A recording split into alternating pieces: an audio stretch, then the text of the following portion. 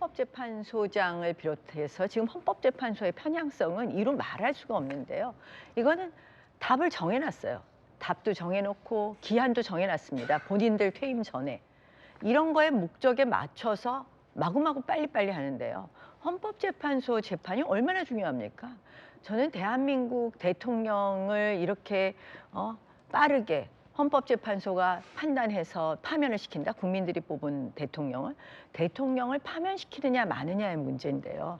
이런 식으로 졸속을 한다는 것은 결국 신속 심리를 이유로 해서 답이 정해진 헌법재판을 위한 시나리오에 따른 것이다. 아니 90분 정했지만 지금 나와서 보니까 주요 증인들이 전부 다 지금 증언이 없었다고 지금 발언을 하면 이거는 더 심리해야 됩니다. 7시간이 아니라 다음 기일에 한 번 더 불러야 될 정도입니다.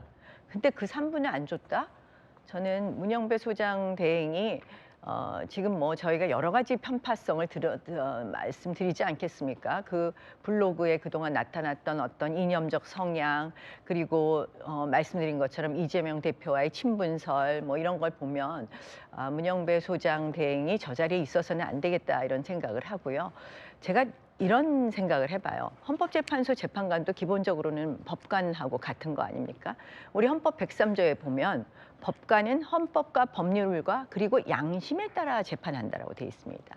이 양심이라는 것은 본인의 주관적 이념적 양심이 아니라 법관으로서의 객관적 법률가적 양심을 말하는데, 소위 이 좌편향된 이 사법 카르텔에 계신 분들은 이거를 주관적 이념적 양심으로 자꾸 들이대시더라고요. 결국 그런 생각이 강하다 보니까 헌법재판소장 대행이 저런 식의 재판을 진행하는구나 하는 생각이 듭니다. 그래서 그러면 그 궁금한 게, 판사 생활 오래 하셨잖아요. 그럼 이제 재판을 하실 때 딱 그 부장판사로서 재판을 주도할 때 검찰이 갖고 온 공소장과 공소장에 나와 있는 증인이 증인으로 나왔는데, 검찰 공소장에 나온 증언과 현장에서 증인이 하는 증언들이 완전히 다 배치되고 공소장에 내가 안 한 말도 저렇게 돼 있다. 굉장히 중요한 증언들이 나올 때는 재판장이 듣고 이건 굉장히 중요하기 때문에 시간을 더 늘리거나 한 번 더 심리하겠습니다라고 할 수 있는 거예요? 아니 당연히 그럴 수 있죠. 당연히 심리를 늘려야 되고 거기에 대해서 추가적인 뭐 증거가 검찰에서 제출이 되는지 또 요구할 수도 있고 더 재판을 꼼꼼하게 해야 될 일이 많이 생긴 것이죠. 그래서 저는 어제 그걸 보면서 역시 답이 정해진 지금 재판 진행이다 이렇게 보고 있습니다. 박수현 의원님은요? 지금 그 나경원 대표님 말씀하시는 걸 보면 답은 정해져 있다 이런 취재 말씀하시는데, 그 말씀이 헌법재판소 재판관들의 어떤 편향성을 지적하기 위한 말씀이라고 생각은 됩니다만, 그러나 달리 해석하면 이 재판 포기하신 겁니까? 이렇게 질문을 받으실 수가 있어요. 그리고 윤석열 대통령 측의 변호인들의 그런 어떤 여러 가지 행태를 보면, 아니 재판관들을 공격하고 흔들고 이 재판을 이기리라고 생각하는 그런 전략을 세운 겁니까? 도대체 어떤 변호사들이 자신이 변호하는 피소추인을 그렇게 힘들게 하는 말들을 이렇게 함부로 하나요? 자, 박근혜 대통령 때 헌법재판관들, 이명박 박근혜 정권이 쭉 이어졌기 때문에 그 당시 제가 추측하기로는 헌법재판관 모두가 보수 성향의 재판관들이었을 겁니다. 그런데 그때 박근혜 대통령 탄핵 인용 결정을 할 때 만장일치였어요. 그죠? 자, 이 헌법재판관들이 대한민국 헌법적 가치를 지키는 최후의 보루이고 최고 권위의 기관이라고 우리가 일반적으로 국민의 믿음을 가지고 있고, 헌재 헌법재판관은 자기의 어떤 정치적 성향이나 이념을 떠나서 그러한 막중한 책임감을 누구나 다 가지고 있다고 생각을 합니다.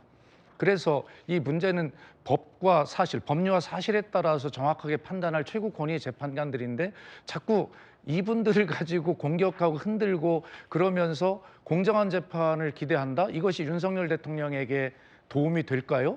저는 윤석열 대통령 측의 변호 전략이 이 탄핵 심판 포기한 거 아닐까? 이런 생각이 들고, 결과적으로 사회적으로 해석을 해보면 결과적으로 이 헌법재판소 최고의 가치의 권위를 지닌 이 헌법재판소의 재판관들을 개별적으로 공격함으로써 헌재를 흔드는 이 자체가 대한민국의 사법 질서 나아가서 민주주의 전체의 질서를 흔드는 매우 중대한 잘못을 범하고 있는 거 아닌가라고 하는 생각을 가지고 있습니다. 어쨌든 윤석열 대통령을 위한 변호라면 적어도 이것보다는 어떻게 이것이 위헌이 아닌지라고 하는 법리를 가지고 방어를 해야지 왜 자꾸 헌법재판소, 헌법재판관들이 가지고 이렇게 흔드는지 이것이 윤 대통령에 도움이 전혀 되지 않을 거다 이런 생각이 듭니다. 예. 맞습니다. 재판을 하는 데 있어서 흔드는 것은 도움이 안 되겠죠. 그런데 한번 생각해 보세요. 저는 정말 참담합니다. 저도 사실은 판사 출신으로서 웬만하면 사법부라든지 헌법재판소에 대해서 비판하고 싶지 않았는데요. 최근에 헌법재판소의 행태를 보면 비판을 안 할래 안 할 수가 없습니다. 예컨대 우리가 한덕수 총리의 탄핵에 대해서 우리가 이 요건이 맞지 않지 않느냐. 제적 200명이 국회의원이 찬성해야 되는 거 아니냐. 150명으로 탄핵했기 때문에 이거 다시 심판해달라고 분명히 냈습니다. 이게 마은혁 재판관을 임명하지 않은 것보다 먼저 행위였어요. 그런데 한덕수 대행 권한쟁의 심판은 판단도 안 하고 마은혁 재판관 관련된 걸 먼저 해요. 마은혁 재판관 후보자에 관한 거. 그런데 이거는 시기적으로도 문제고 쟁점으로도 봐도 그렇습니다. 한덕수 대행 문제는 법리적인 거 하나, 200석이냐 150석이냐. 마은혁 부분은 사실상 합의가 있었느냐 없었느냐부터 시작해서 사실관계하고 법리적인 것까지 두 가지가 있는 거예요. 그런데 박근혜 대통령 탄핵 때는 8명의 재판관이 탄핵 심판하는 것이 전혀 헌법에 위반되지 않는다고 해놓고 굳이 한 명을 더 채우겠다고 지금 이걸 먼저 하고 있습니다. 이런 헌법재판소를 우리가 공정하다고 볼 수 있겠습니까? 시기적으로나 쟁점적으로 쟁점의 개수로 벗어나 이런 여러 가지 편향적인 행태를 보이고 있어요. 그리고 사실상 이 국정마비가 있게 하는데 헌법재판소의 책임이 가볍지 않습니다. 방통위원장 이진숙 탄핵 며칠 만에 결정해 줬습니까? 아직도 헌법재판소에 10개 정도의 탄핵 심판이 계류되어 있어요. 그것이 어떻게 보면 이번 계엄의 원인이었다고 이야기하는 것 중에 하나입니다. 줄탄핵. 근데 그거를 재판을 안 해줘요. 그래서 사실상 국정이 마비되게 하는 거예요. 지금 법무부 장관도 째려봤다고 지금 탄핵됐다는데 그거 안 해주잖아요. 법무부 장관 탄핵도. 이렇게 헌법재판소가 편향적으로 한다? 우리 국민들이 최후의 보루라고 믿었는데 알고 봤더니 이건 완전히 좌파 사법 카르텔이 판치고 있었다. 한번 생각해 보세요. 소장 대행, 작년 10월에 소장이 나갔는데 아직도 소장 대행입니다. 대통령께서 소장을 임명할 수가 없어요. 왜? 국회 동의가 필요하니까. 민주당이 안 해주니까. 아예 언감생심 꿈도 못 꾸고 있었던 거예요. 그러니까 우리 그러면 헌법재판관 부분 국회 추천 몫에 대해서 줄다리기 하면서 이거를 조건으로 해서 그러면 민주당이 2명 하는 거냐 뭐 아니냐 이런 거 오고 갔었던 거 아닙니까? 저는 지금의 이런 국정마비의 책임에서도 헌법재판소 자유롭지 않다. 네. 그리고 대통령 탄핵 절차 과정에서도 역시 똑같은 행태를 보이고 있다. 그래서 비판할 수밖에 없다는 말씀을 드립니다.